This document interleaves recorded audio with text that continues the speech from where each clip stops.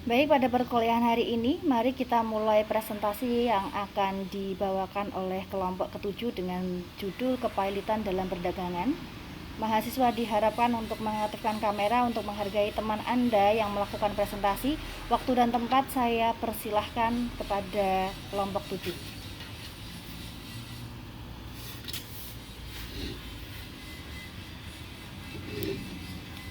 Assalamualaikum warahmatullahi wabarakatuh. Waalaikumsalam warahmatullahi wabarakatuh. Waalaikumsalam warahmatullahi wabarakatuh. Perkenalkan, nama saya Dinda Novita Diningrum. Saya di sini ingin mempresentasikan hasil kerja kelompok saya tentang kepailitan dalam perdagangan dari kelompok 7.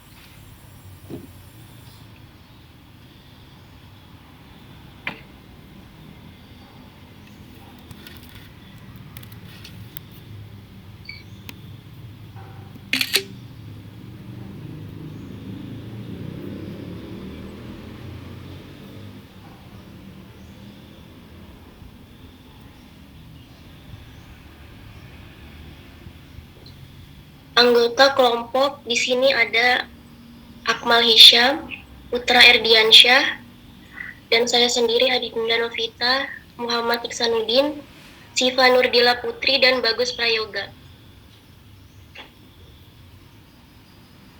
Untuk yang pertama membaca adalah Muhammad Iksanuddin.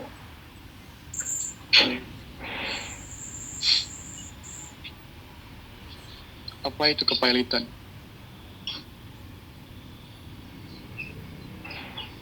Kepailitan adalah sita umum yang mencakup seluruh harta kekayaan debitor yang dipergunakan untuk kepentingan kreditornya dan tujuannya adalah pembagian kekayaan debitor oleh kurator kepada semua kreditor dengan memperhatikan hak berbagai pihak. Dapat disimpulkan bahwa kepailitan untuk mencegah penyitaan dan eksekusi yang dimintakan oleh kreditor perorangan dan kepailitan hanya mengenai harta benda debitor bukan pribadinya.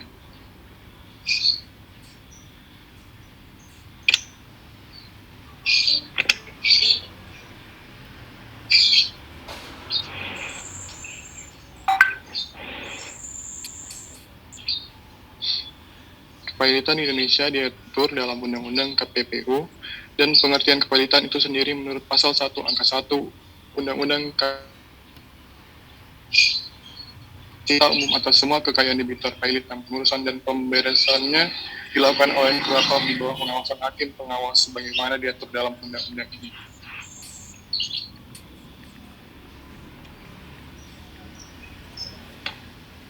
Selanjutnya dibacakan oleh Siva Nurdila Putri.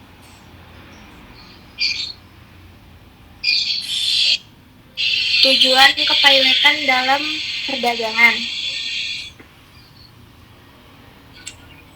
Menurut Saint-Simon Severdic adalah melindungi kreditor konkuren untuk memperoleh hak-hak berkaitan dengan berlakunya asasnya yang menjamin hak-hak berpiutang kreditor dari kekayaan orang yang berutang, debitor.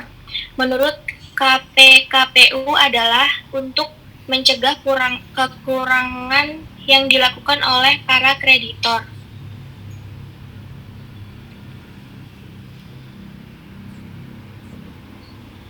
Syarat-syarat kepailitan.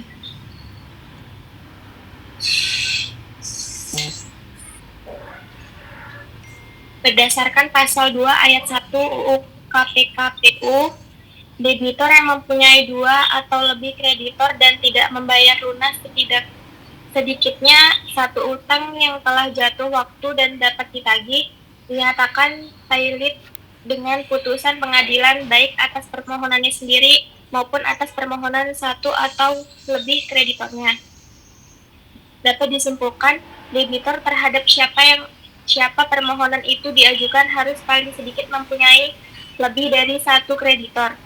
Debitor tidak membayar lunas sedikitnya satu hutang kepada salah satu kreditornya. Hutang yang tidak dibayar itu harus telah jatuh waktu dan telah dapat ditagih.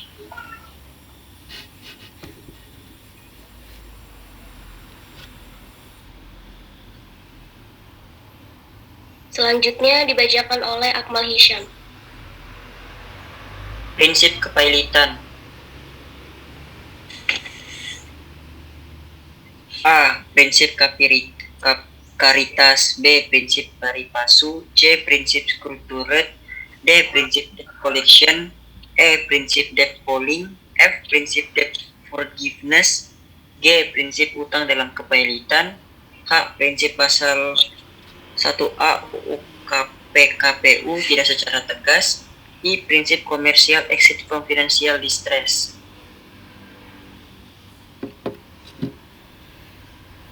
Proses kepailitan. Selanjutnya dibacakan oleh Bagus Prayoga.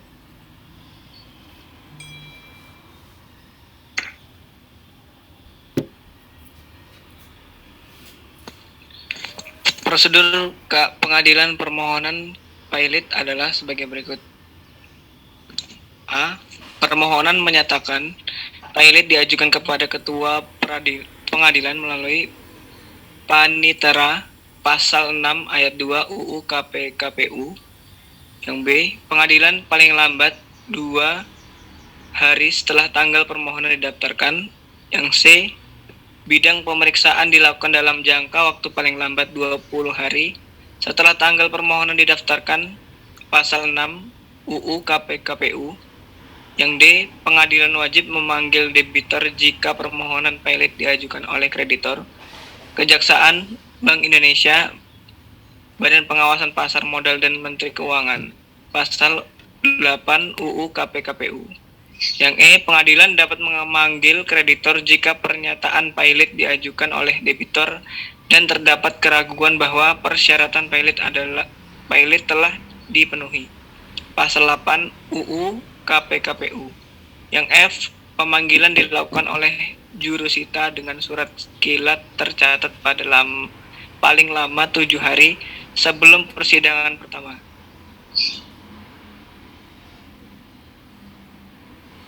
Lanjut. Yang G. Persyaratan pailit belum diucapkan. Setiap kreditor, Kejaksaan, Bank Indonesia, Badan Pengawas Pasar Modal, atau Menteri Keuangan dapat mengajukan permohonan kepada pengadilan berdasarkan pasal 10 Undang-Undang KPKPU. Yang H. Segala perbuatan hukum debitor yang telah dinyatakan pailit yang merugikan kepentingan kreditor, pembatalan diajukan kepada pengadilan sebelum putusan pernyataan pailit diucapkan. Yang I. Putusan pengadilan atas permohonan pailit harus dikabulkan apabila terdapat fakta terbukti bahwa persyaratan pailit telah terpenuhi dan putusan tersebut harus diucapkan paling lambat 60 hari setelah didaftarkan, pasal 8 UU KPKPU.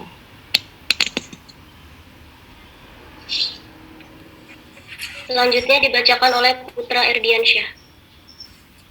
Oke, selanjutnya saya akan melanjutkan apa yang telah disampaikan oleh Saudara Bagus. Selanjutnya itu ada di poin J, pengawas permintaan kurator atau atas permintaan seseorang kreditor atau lebih, dan setelah mendengar hakim pengawas dapat memprihatinkan supaya debitur pailit ditahan baik di tempat di rumah tahanan negara maupun di rumah sendiri di bawah pengawas jaksa yang ditunjuk oleh hakim pengawas. Di poin K, putusan atas permohonan pernyataan pailit tersebut harus memuat secara lengkap pertimbangan hukum yang mendasari putusan tersebut.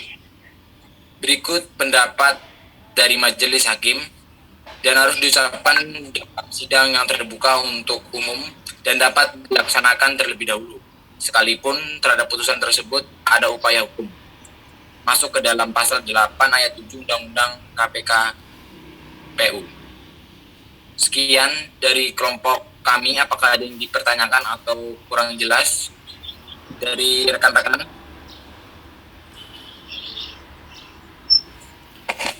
Mungkin saya bantu untuk memberikan kesimpulan dari Dari presentasi yang telah diberikan oleh kelompok 7 tadi tentang kepailitan dalam hukum perdagangan, di sini Anda lebih banyak menjelaskan tentang prosedur-prosedur bagaimana perusahaan itu mengajukan kepailitan atau penundaan pembayaran utang. Jadi ada undang-undang yang memang mengatur tentang kepailitan dan kewajiban penundaan pembayaran utang yang nanti bisa diajukan oleh perusahaan ketika dirinya ini dinyatakan atau hendak mengalami pailit seperti itu. Jadi dalam hukum dagang ini yang mengalami kepailitan biasanya itu adalah perusahaan-perusahaan yang bergerak dalam skala besar. Kenapa bisa mengalami kepailitan? Dikarenakan mereka ini melakukan peminjaman modal untuk mengembangkan usahanya atau memang tidak bisa mempertahankan kelangsungan hidup perusahaannya. Baik, silahkan bagi panelis untuk mencatat pertanyaan-pertanyaan yang akan diajukan oleh peserta atau mahasiswa yang lainnya. Anda memiliki waktu 5-10 menit untuk mengajukan pertanyaan, dan jika tidak ada pertanyaan yang diajukan kepada presentator, maka presentator berhak memilih secara acak untuk menanyakan kepada para peserta yang lain. Silahkan waktu dan tempat digunakan. Panelis bersiap-siap untuk menulis pertanyaan dan para anggota presentator bersiap-siap untuk memberikan pertanyaan pula apabila nanti tidak ada pertanyaan yang diajukan.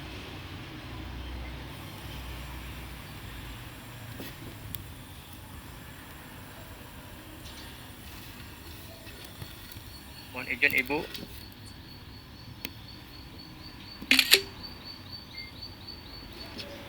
Silahkan, apakah diizinkan presentator?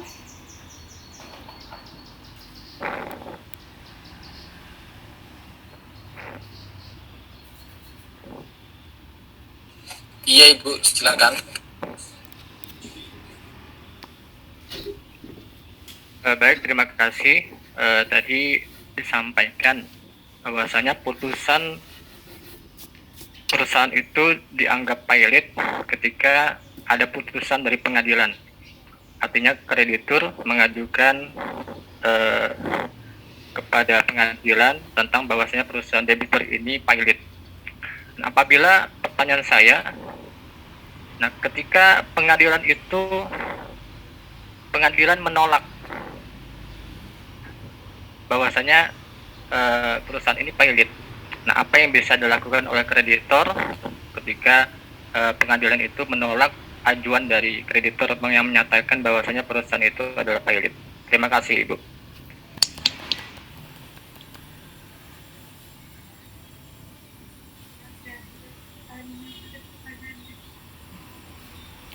Pertanyaan silahkan ditampung. Silahkan bagi pertanyaan dari peserta lain yang ingin mengajukan sambil presentator memikirkan jawaban kepada Mas Kayubi Sutomo. Mas Kayubi ini nama Jepang atau apa ya?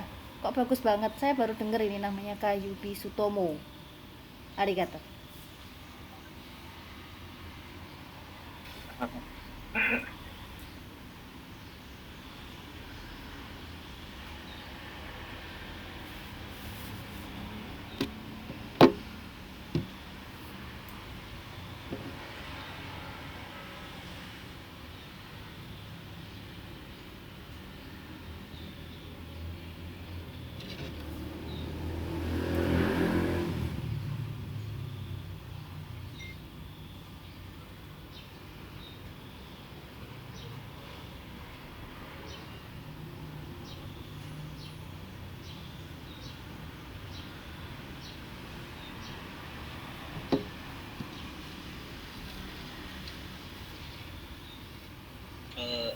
Izin bertanya.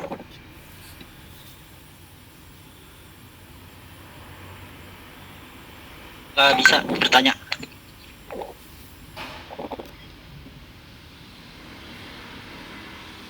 Ya, silahkan.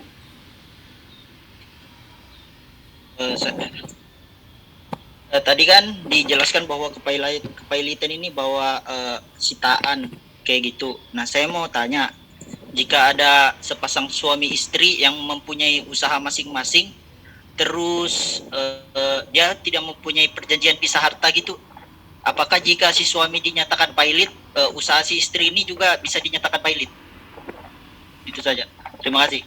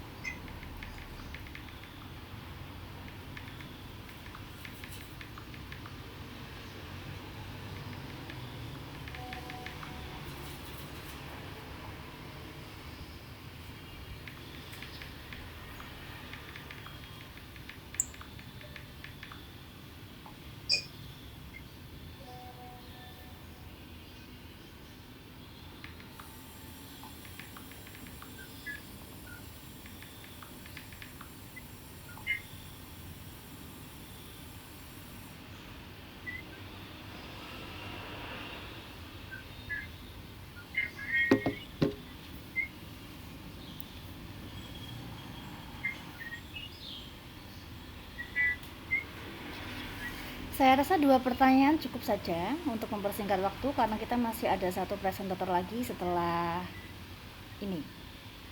Silahkan dari kedua pertanyaan tersebut untuk dijawab. Apakah Anda siap untuk menjawab?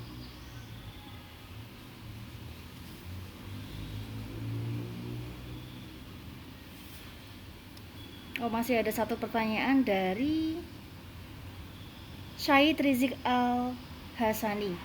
Oke, 1 pertanyaan lagi, silakan Mas Syahid.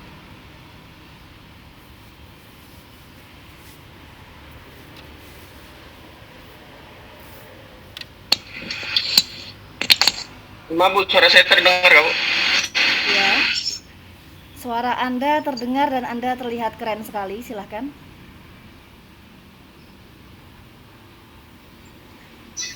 Yang ingin saya tanyakan, mungkin yang kita tahu kepilotan itu adalah secara fundamentalnya itu adalah mungkin suatu subjek hukum ataupun badan hukum yang tidak menepati ataupun tidak membayar kembali uang ataupun barang yang dipinjamnya, ya, setahu saya, yang saya tahu, Bu. Nah, yang saya mau tanyakan ialah apakah jika seseorang meminjam uang meminjam suatu uang untuk membuka suatu usaha, alasannya perihal untuk membuka suatu usaha, tetapi setelah itu uang tersebut tidak dipakai untuk membuka suatu usaha. Nah, dengan dari itu kita tahu bahwa dengan tidak membuka usaha, orang tersebut kan nggak, apa ya istilahnya, nggak bisa membayar kembali, istilahnya dia nggak dapat uang lagi gitu. Nah, apakah yang harus disita ataupun ditagih dari seorang debitur tersebut? Itu sih menurut saya.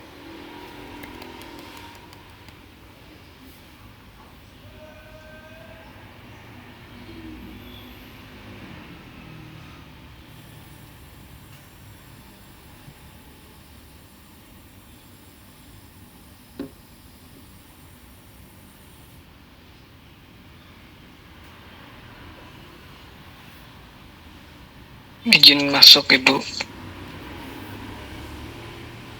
Mas Bagus Prayoga, apakah Anda ingin menjawab? Hah? Sakit kesetrum headset, ya ampun.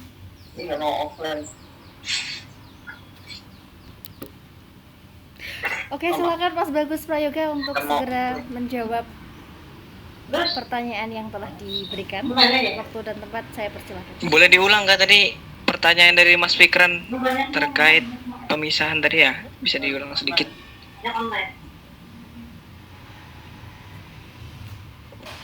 Saya tadi bertanya, jika ada sepasang suami istri terus dia punya usaha masing-masing, baru mereka itu tidak punya perjanjian pisah harta, apakah jika si suami itu dinyatakan pailit, usaha harta si istri juga itu bisa dinyatakan pailit kah? Kurang lebih gitu. Izin menjawab ya.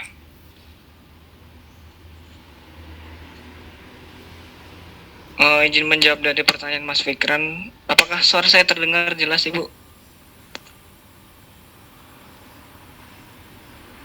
Halo? Halo Mas, suara Anda bagus sekali, silahkan. Jika debitur bercerai setelah dinyatakan pailit, maka harta suami atau istrinya bisa masuk ke dalam bodel pailit sepanjang tidak ada perjanjian pemisahan harta suami atau istri sebelum pernyataan pailit. Kalau pada saat dia menikah belum membawa harta dan ada pemisahan harta itu tidak bisa diambil kecuali harta bersama. Kalau harta bersama dalam kepailitan perorangan itu, jika suami kena maka harta istri juga kena. Seperti itu, kecuali ada pemisahan harta. Mungkin seperti itu sih Mas Fikran jawaban singkat dari saya. Oke, terima kasih Mas Bagus.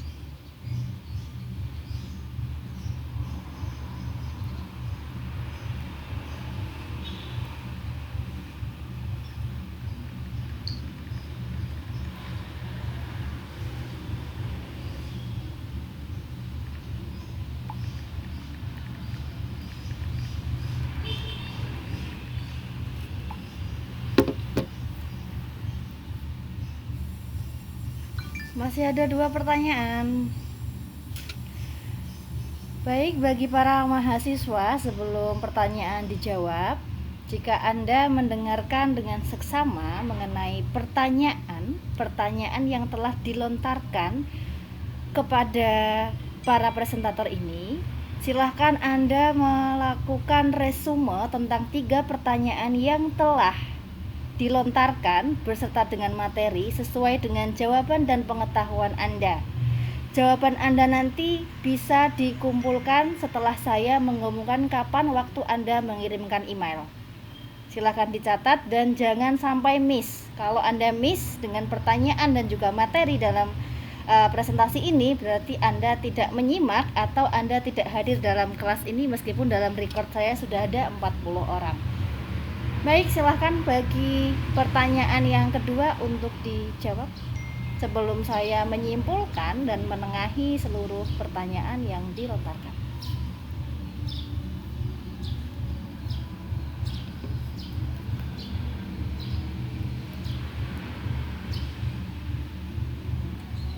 Izin menjawab, Bu.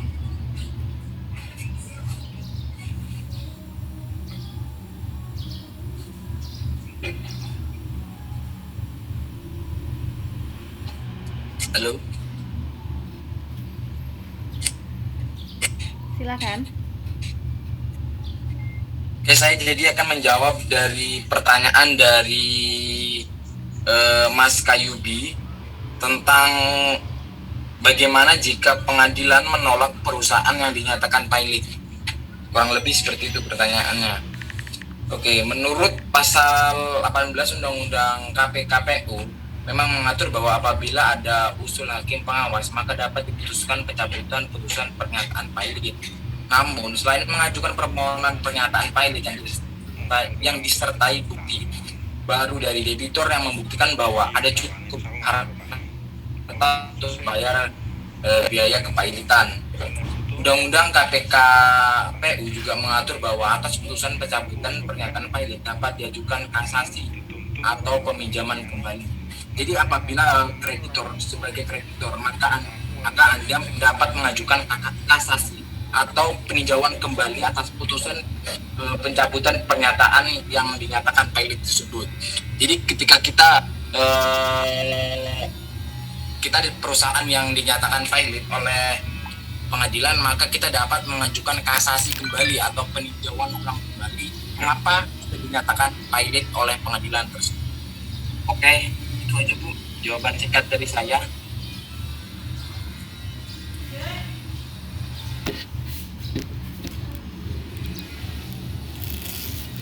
Jawabannya mumtaz.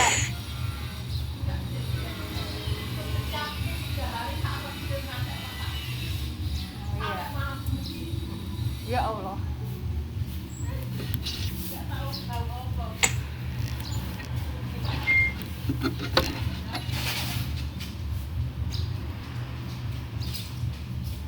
Bagaimana? Kayu bisu tobosan, apakah Anda puas?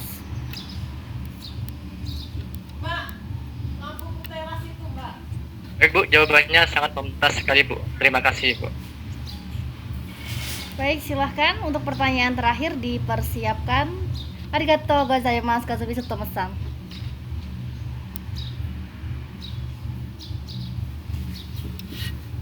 Ibu kunci ora? Ora ta? Izin menjawab Bu, pertanyaan dari Mas Rizik. Ngajar.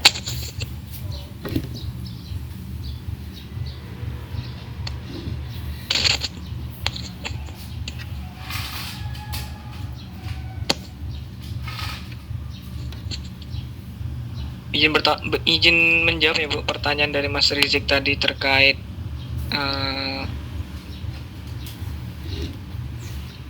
apa yang harus dibayar debitur tersebut jika ia tidak bisa membayar kembali uang yang dia pinjamkan. Menurut saya, kalau misalkan debitur tidak bisa membayarkan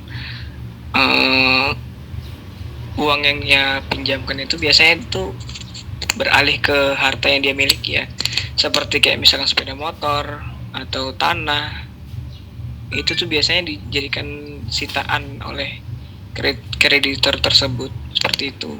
Itu sebagai jaminan bahwa si debitur ini bisa melunasi secepatnya. Makanya yang seperti kayak sertifikat tanah, kalau misalkan mereka itu kayak mau minjem uang itu kan biasanya tuh harus menyertakan sertifikat tanah atau yang hak berharga itu, seperti itu. Jadi kalau misalkan dia tidak bisa membayarkan uangnya, biasanya harta bendanya itu bisa dijadikan acuan untuk disita, seperti itu. Bagaimana? Apakah Anda puas dengan jawaban yang diberikan oleh Bagaimana? Apakah Anda puas dengan jawaban yang diberikan oleh presentator?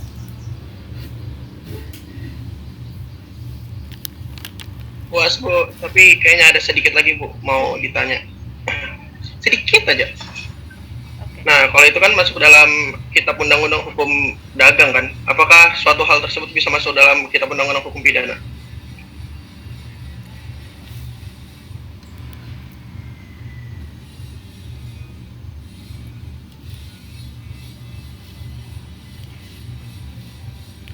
Oke, baik, saya tengahi saja apakah bisa masuk ke dalam pidana.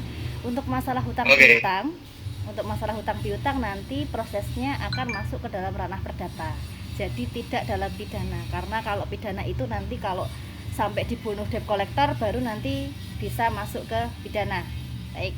Jadi untuk masalah hutang piutang yang mana debitur tersebut tidak mampu membayar hutang piutangnya, misalnya dia ini meminjam sejumlah dana kepada bank atau koperasi tertentu dalam jumlah uang, namun pada kenyataannya modal tersebut tidak digunakan untuk melakukan usaha.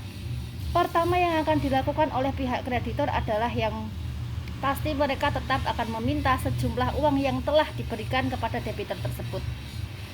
Kemudian jika akan terjadi yang namanya sita, pihak bank ini tidak bisa serta-merta melakukan sita kecuali satu, ada surat atau ada kendaraan atau ada kepemilikan harta kekayaan yang dimiliki oleh debitur itu yang dijaminkan kepada bank. Nah, bank ini melalui debt collectornya juga tidak bisa langsung melakukan sita karena ini memiliki proses yang sangat lama. Mereka harus memberikan surat teguran terlebih dahulu, kemudian mereka harus menyampaikan kepada atasan, misalnya kalau Bank Mandiri ya nanti di pusatnya, apakah ini benar-benar memenuhi kualifikasi untuk melakukan sita dan lain sebagainya. Sebelumnya juga sudah ada perjanjian di mana ketika nanti debitur ini wan prestasi atau ingkar janji, maka mereka akan melakukan sita, dan biasanya sita ini akan diwujudkan dengan cara pelelangan. Jadi masyarakat luas nanti bisa mengikuti lelang dari yang diberikan oleh bank. Ketika nanti ada sisa dari biaya lelang dari barang-barang lelang yang telah dijual, maka nanti juga akan dikembalikan kepada debitur tersebut. Kemudian bagaimana tentang pemisahan harta dan istri? Jadi seluruh harta yang didapatkan setelah pernikahan itu merupakan harta bersama. Tetapi panitera dalam melakukan pemisahan harta istri dan anak, sebentar ya.